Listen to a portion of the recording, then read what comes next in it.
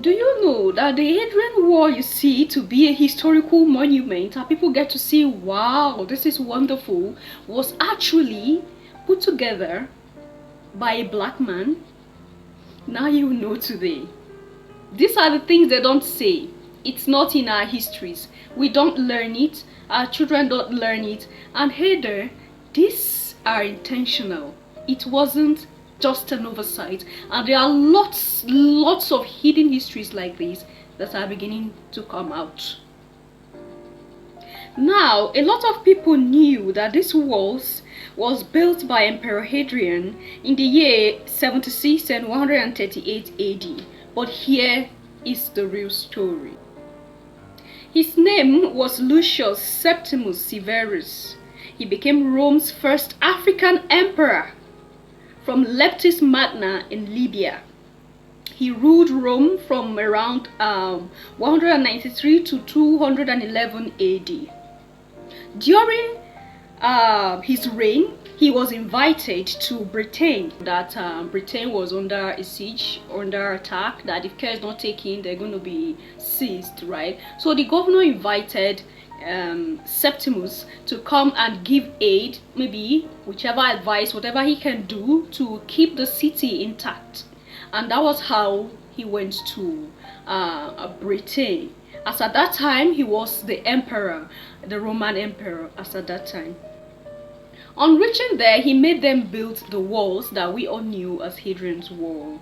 So till date, in the city of London, those square miles was defined by the African Roman emperor Septimus Severus, which we never heard of.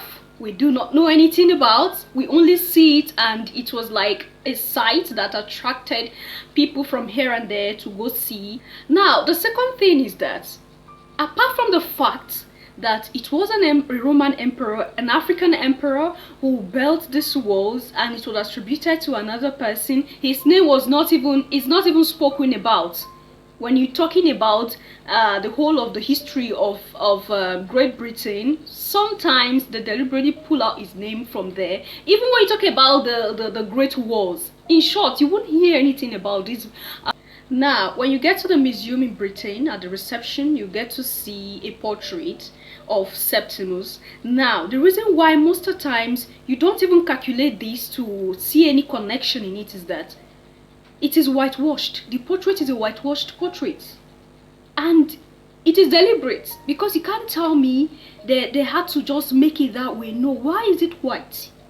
Why is it white? Most of the times, most of these ancient portraits of persons, dignitaries that did one or two things that are of importance in history and in the life of mankind, you see they whitewash it. There is a reason for those things, because most of the time they don't want us to get to know where these persons really come from. Now, his picture at that reception was a whitewashed one, but there are original ones which they deliberately took aside. Now, they did that because they want to wipe it off. They want to indirectly tell us that he is not African anymore. But if you're an African, you're an African. However, wherever you go to, you still remain an African, because it is in the blood. It is in the gene. There's nothing we can do about that, right? This was done before their invasion, right? So when they invaded Africa, they came to colonize us. They brought whatever they want to bring to us. They tell us whatever they want to tell us.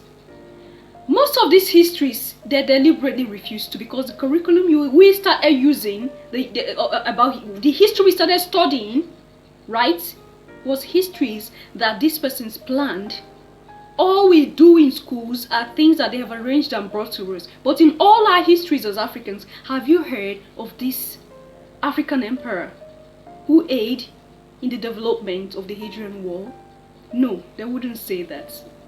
These are histories that were hidden deliberately, like I said, because they don't want us to get to know that this is who we are. They don't want us to get to know that we are involved in the foundation, in their foundation. And that is why I keep saying that they hate us, because they are scared that that is what they are.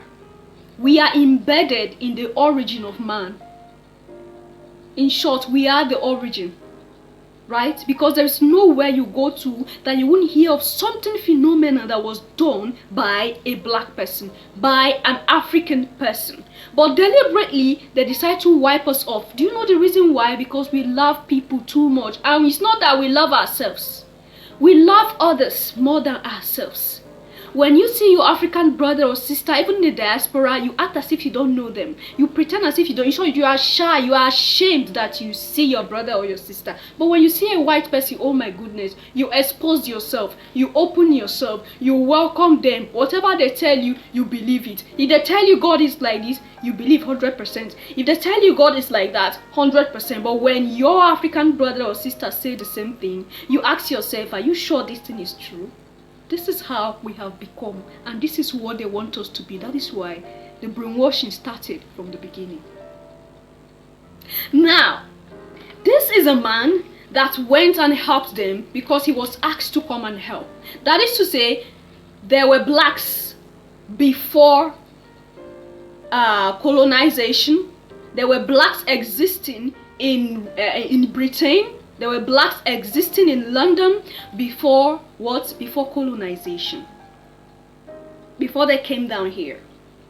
Now, if these persons were grateful, they do not have the fear of God in them at all.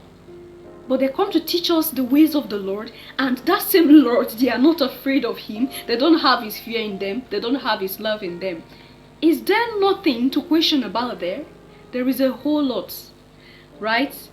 Most of the times we don't want to think critically, and that is why we end up believing lies, and then when we realize it's the truth, we are confused and we don't know what to believe anymore. We are all guilty of that. And all thanks to these people. Right? Now, when they came here to steal us and our resources, when they came here, our ancestors had already gone to help them. But how did they pay back? How did they pay Septimus? I believe they came down and did what? And took his descendants as slaves. Took them back to London as slaves. Wherever they want to take them to as slaves. Put their lives in their palm and manipulated Septimus' descendants. They manipulated Septimus' descendants. After he had given them help, they turned back and stabbed him. These people are backstabbers. And that is why I keep saying this to our brothers who are living there in the diaspora, and they are living so freely, so open. They even trust them more than they trust their own African brother or sister. Because the level of what they will do to you, I don't know how to explain that. This is the way these people are.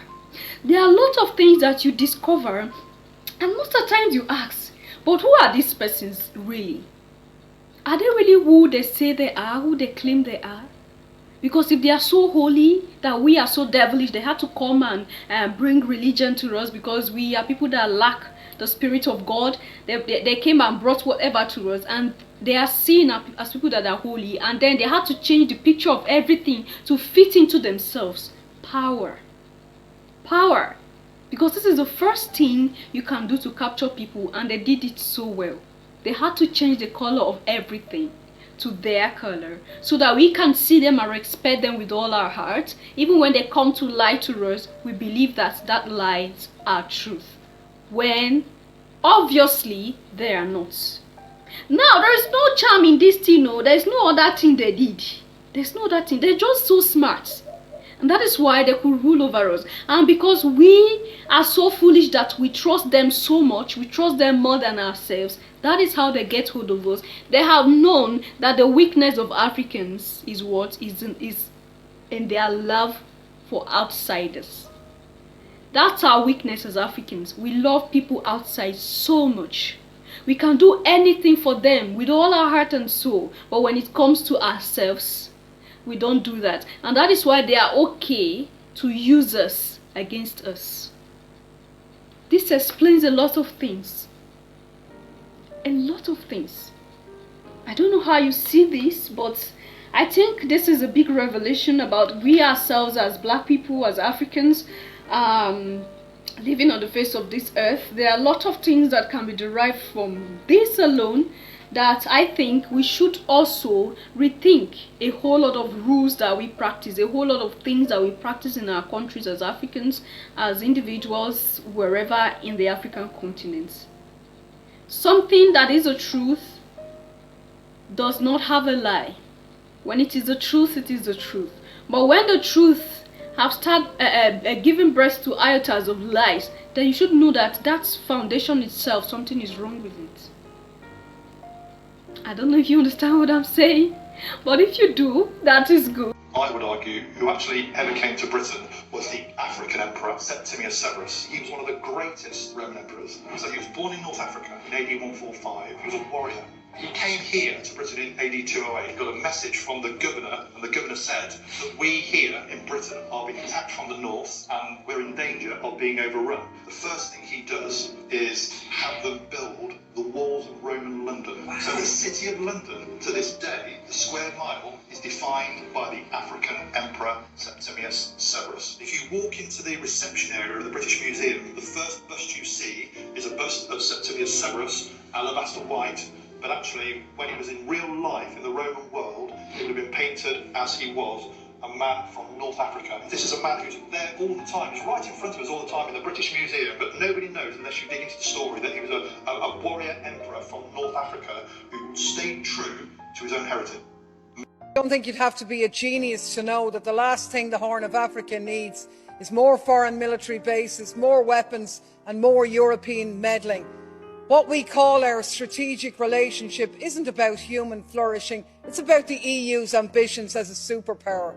There's now a new great game in the Horn of Africa.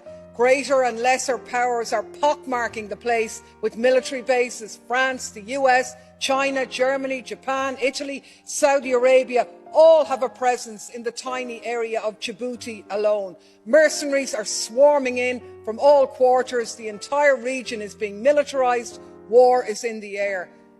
And what about the people facing climate and food insecurity? None of this benefits them. We talk about instability, but we only make it worse. We flood the place with weapons, hand over the profits to European arms companies and charge the bill to our citizens. And then with the carnage, we go back in and we do it all again. It's a racket. Strategic relationship, it's one thing after another, isn't it? Really, it's the same as it ever was. And all I can say is, God save Africa from Europeans offering help. Good. Thank you so much for watching. What do you think about this whole thing? Leave your comment there at the section and I will see you in my next one. Until then, love yourself, love others, stay safe, stay positive. Hey there, if you haven't subscribed to the channel, sweetheart, what have you been waiting for? Do well by hitting that subscribe button to be part of this little growing family and hit the notification bell as well to get notified whenever I upload new videos. Bye for now.